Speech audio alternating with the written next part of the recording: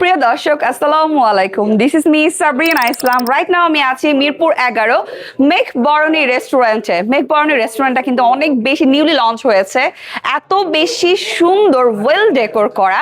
এখানে আসলে কিন্তু আপনার মনটা একদম ভালো হয়ে যাবে। অল ডেকোর করা, ফটোজেনিক একটা ভাইবস আছে, ভিডিও ভাইবস করতে পারবেন। সো আপনারা যারা ফটো প্রেমী বা ভিডিও করতে পছন্দ করেন, ব্লগ করতে পছন্দ করেন, প্লিজ চলে আসবেন আমাদের মেঘ বরণী রেস্টুরেন্টে। এখানে আসলে কি কি খাবার পাবেন, কি কি ফুড এনজয় করতে পারবেন, অল ওভার আপনাদেরকে আজকে ভিডিওতে জানিয়ে দিব। তো একটু দেখে নেন, এত সুন্দর করে ওয়েল ডেকোর করা আছে। এটা হচ্ছে আমাদের রিসেপশন জোন। এখানে আসলে আপনারা এখানে বসে কথা বলতে পারবেন, যদি কোনো ইনফরমেশন জানার হয় জানতে পারবেন। এছাড়াও কিন্তু আমাদের এখানে আরো অনেক, দেখতে পাচ্ছেন এখানে কি সুন্দর করে ডেকোর করা হচ্ছে। আর এই পাশটাতে একটু যাব, এটা হচ্ছে আমাদের জুস বার। সো এখানে জুস, কফি সব কিছু এনজয় করতে পারবেন। আপনারা যারা কফি প্রেমী আছেন, জুস প্রেমী আছেন, তারপর হচ্ছে বিভিন্ন থাকে না অনেক টাইপের জুস এখানে এনজয় করতে পারবেন। আর জানেন সবথেকে বড় কথা কি, এত সুন্দর করে ওয়েল ডেকোর করা।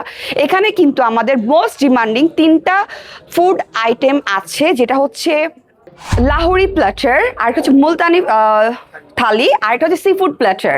এই 3টা প্ল্যাটারই অনেক মোস্ট ডিমান্ডিং আমাদের। লাহোরি প্ল্যাটার থেকে সব থেকে মোস্ট ডিমান্ডিংস। আর সি ফুডের কথা শুনে আমার তো মাথা নষ্ট হয়ে গেছে। সি ফুড খেতে আমার আসতেই হবে, যেহেতু আমার বাসা নিয়ার বাই, মিরপুর 11 থেকে খুবই কাছাকাছি। সো এখানে আর আসাটা খুব একটা অসুবিধা নাই আমার। আমার যখন মন চাবে সি ফুডের ক্রেভিংস হবে, আমি আমার ফ্যামিলি ফ্রেন্ডস নিয়ে চলে আসবো। সো চলুন আপনাদেরকে পুরো ভেন্যুটা ঘুরে দেখাই। এখানে কিন্তু আমাদের দেখেন, এখানে অনেক সুন্দর করে ওয়েল ডেকোরেশন করা, শোপিস এরিয়া করে করা আছে। এখানে কিন্তু আমাদের বুক স্টেশন করা আছে। সো এখানে আসলে কিন্তু আমরা যখন ফুড অর্ডার দিব, ফুড অর্ডার দেওয়ার পর যদি হাতে যে টাইমটা থাকবে, আমরা অনেক সময় বিরক্ত হয়ে যাই, এত টাইম কেন লাগছে। সেটা হওয়ার কোনো কারণ নাই। যারা বার্ডস প্রেমী আছেন, মানে পাখি পছন্দ করেন, তাদের জন্য আছে বার্ডস সেকশন। আর যারা বই প্রেমী আছেন, বই পড়তে পছন্দ করি যারা করেন, আমি করি না, যারা আপনারা করেন, সো তাদের জন্য আছে বুক স্টেশন। সো এখান থেকে কিন্তু পছন্দের গল্পের বই, সাহিত্যের বই, আর অনেক কিছু জানা না জানার গল্পের বইগুলো নিয়ে কিন্তু আপনারা সেই টাইমটাতে এনজয় করতে পারবেন। মানে কি কি পাখি আছে, ময়না থেকে ময়না পাখি আছে, কবুতর আছে। আমি এত দূরে যাব না, আমি জাস্ট দেখাচ্ছি আপনাদেরকে। ওকে, আমরা এখানেই থাকি। দেখেন কি সুন্দর, ওয়াও মাশাআল্লাহ। চলেন আমরা বের হয়ে যাই, পুরোটাই বার্ড জোন। সো এটা কিন্তু আমাদের করেছে মেঘ বরণী রেস্টুরেন্টের যিনি ওনার আছেন, ওটা ওনার টোটালটাই কনসেপ্ট ছিল।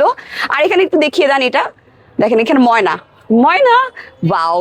আপনার ফ্যামিলি ফ্রেন্ডস নিয়ে আপনাদের বিয়ের রাত বলেন, তারপর গেট টুগেদার বলেন, তারপর হচ্ছে বার্থডে পার্টি বলেন, মেহেন্দি বলেন, হলুদের প্রোগ্রাম বলেন, কাবিন বলেন, যেটাই বলেন না কারণ মেনি মোর যত অকেশন আছে সব কিন্তু এখানে করতে পারবেন।